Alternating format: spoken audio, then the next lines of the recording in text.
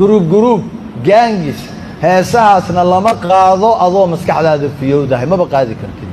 waa inaad khamri cabtaa waa inaad isdurtaa sun iska buuxisaa waa inaad balaayo soo dhuuqdaa adoo faxfax ah oo cirka maraya waa inaad dhahdaa marka haa sidii suugada u macaan tahay macmac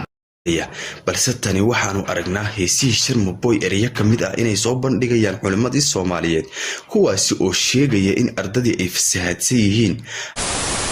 جروب جانجس heesahaasna lama qaado adoo maskaxdaada fiyowdahay maba qaadi kartid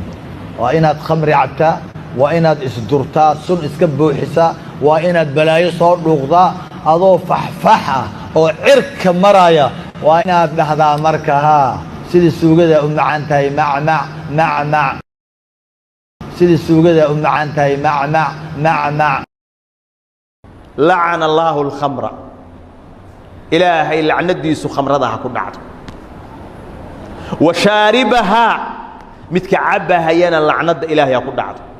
وساقيها متكورابينها ينا لعنت إلهي كدعت kuwani waa culimadii Soomaaliyeed oo ankay ka hadlayay arrinka Sharmaboy waxa ayna sheegayaan heesihiisa qof bini aadam in aysan sameey karin taasina waxa ay ka dhigantaa horumarka uu gaaray Sharmaboy waxa ay culimadani Soomaaliyeed sheegayaan in ardada ankay ay qaadayaan heesihiisa wallahi dugsi sare oo dhan ayaad arkaysaa oo haday maqlaan waa intay macmacdaas ka maqlaayaan wadaadadooda gabadheeda wadaad gabdhahooda wadaadka ay kuwa kale markayba ruuxday bilaabaan macmac kuwaasi oo isla ruuxaya isla markaana fasalka dhan laga kacaya hadii ay maqlaan sida suugada u macaan tahay hadaba adigu ardadaasi ma ku jirtaa heesaha Sharmaboy isla ruuxaya Sheekh Kanyaawe ayaa sheegaya sida suugada u macaan tahay Sharmaboy heesiisa qof bil aadam oo fadhiya inuu sameeyay sameey karin illa qamra iyo xashiish inuu cabo maahane حديث الإمام أبو داود حديث ابن عمر نبي عليه الصلاة والسلام خبر هذا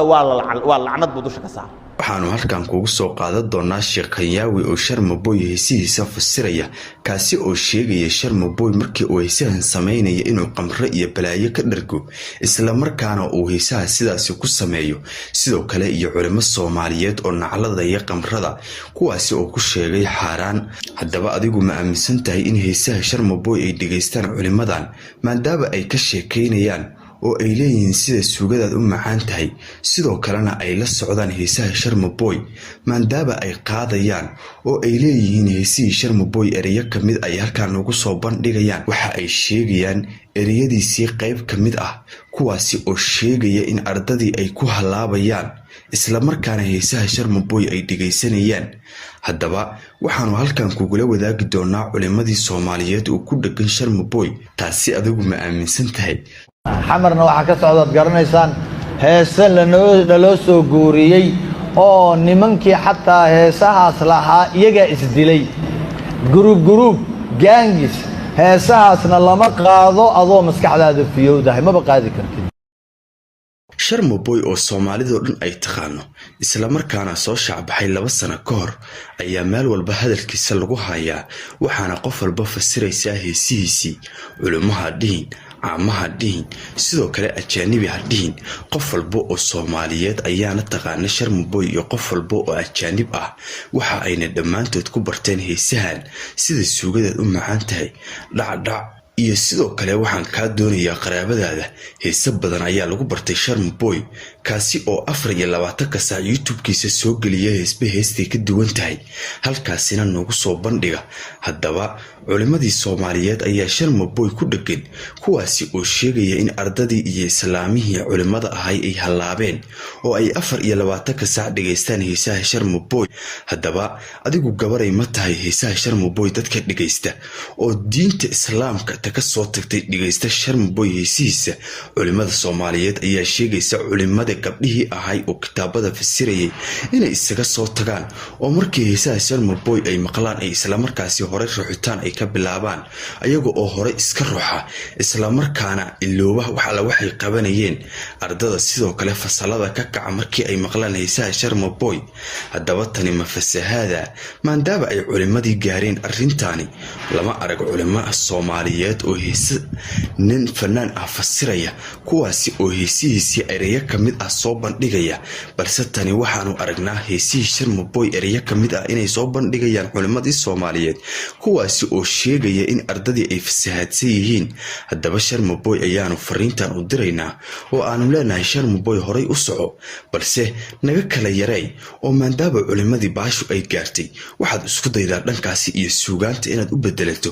raabkana aad ka wareegsato maadaama halis ay kaaga imaan karta barnaamijkan oo culimadii Soomaaliyeed iyo ardadeedii iyo ciyaalkii ay dhaleen haddii ay isla ruuxaan heesahaaga ay halis kaaga imaan karto ay dhihi karaan balaaye Allah ku riday kar maxaa noo keenay haddaba tani waa halis culimadii Soomaaliyeed ha ka warqabaan hees kasta oo soo saartana ha dhageystaan taasi waxa ay noqonaysaa la yaab sheekhiyaabo ma dhageysta heesaha Sharmaboy balse waxa uu ka maqlay meelaha dabcan haddii meel walba waxa ay ka shidan yihiin dhagtaada ayay ku soo dhacayaan oo markii aad meel maraysaba haddii meel walba ay ka shidan yihiin dukaan iyo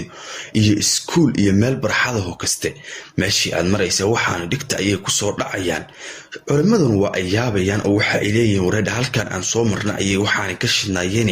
maxay tahay haddana halkaana waa ka shidan yihiin waxaan yaa qaada culimadii waa dabagalaynayaan oo waxa ay soo ogaanayaan waxa qofka qaada iyo qaabka uu u sameeyo haddaba sheekayaawi waxa uu sheegayaa erayadan uu ku heesiyay Sharmaboy qof cabsan ama daroogaysan mooyee in uusan qof bili aadam erayadani ku heesi karin haddaba adigu maxaad isleedahay maxaad si ka aaminsan tahay Sharmaboy erayadani in uu sameeyo asagoo oo qof caadi ah iyo inuu asagoo cabsan uu sameeyo haddaba Sharmaboy waxaanu dhihilaynay horay u soco balse naga gaagaabi ugu dambeyntii adiguna waxa aad kula tali lahayd ku soo qor Sharmaboy commentiga waxaad dhihi lahayd horay u soco Sharmaboy culimo iyo caamad toona u joojin oo adduunka ruux miyaad dhihi lahaydeen mise waxaad dhihi lahaydeen Sharmaboy waqtigaaga waad qaadatay qofba waqti uu leeyahay naga jooji waxa